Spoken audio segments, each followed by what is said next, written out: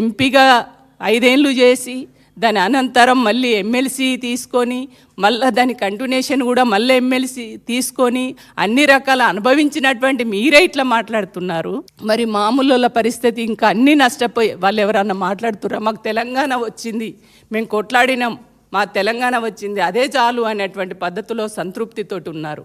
ఇవాళ తెలంగాణ వచ్చిన తర్వాత కేసీఆర్ గారు ఇవాళ అరే ఒక ఉద్యమ నాయకుడు తెలంగాణ తెచ్చిండ్రు, మంచిగా 9.5 ఏళ్ళు మంచి పరిపాలన జరిగింది అనేటువంటి సంతోషంలో ఉన్నారు.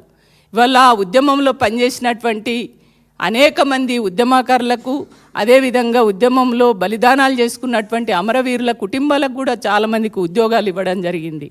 చాలామంది ఉద్యమకారులకు కూడా అనేక అవకాశాలు రావడం జరిగింది.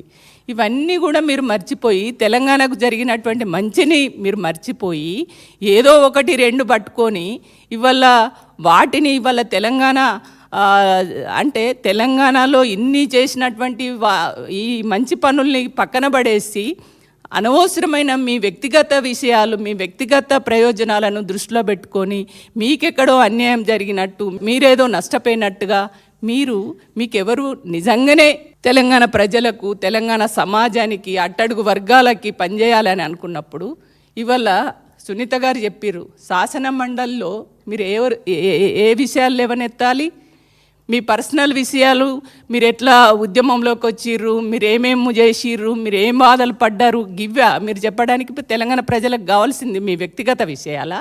మీ ప్రజా సమస్యలు కదా లేవనెత్తాలి. మరి మీరు ప్రజా సమస్యలు లేవనెత్తకుండా మీ వ్యక్తిగత విషయాలు చెప్పుకోవడానికి ఆ రకమైనటువంటి మాటలు మీరు చెప్పడానికి అక్కడ మాట్లాడినటువంటి ఆ వేదిక ద్వారా ఎవరికి లాభం జరుగుతుంది? తెలంగాణ సమాజానికి లాభం జరుగుతుందా?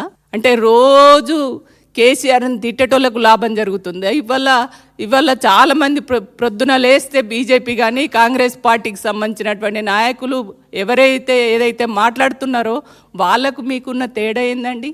ఇవాళ ప్రతిపక్ష పార్టీగా, ఒక బలమైనటువంటి పార్టీగా ఎప్పటికప్పుడు ప్రజా సమస్యల్ని లేవనెత్తి ప్రజల గొంతుకై ఇవాళ అనేక సమస్యలపైన ఉద్యమం చేస్తూ ఉంటే ఇవాళ బీఆర్ఎస్నే ఒక శత్రువుగా చూసి బీఆర్ఎస్నే టార్గెట్ చేస్తూ బీఆర్ఎస్లో ఉన్నటువంటి నాయకుల్ని టార్గెట్ చేస్తూ మీరు అనునిత్యం మాట్లాడడం అనేది ఇవాళ తెలంగాణ ప్రజలు మర్చిపోతారా?